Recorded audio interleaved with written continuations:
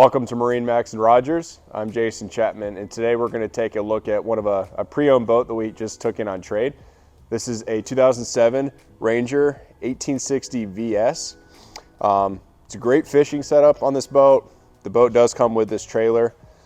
Up here in the bow on the color scheme, we have the black and the gray, so this is a metal flake. It's really going to pop in the sunlight. We have our Minnkota trolling motor up here in the bow with a Lowrance screen.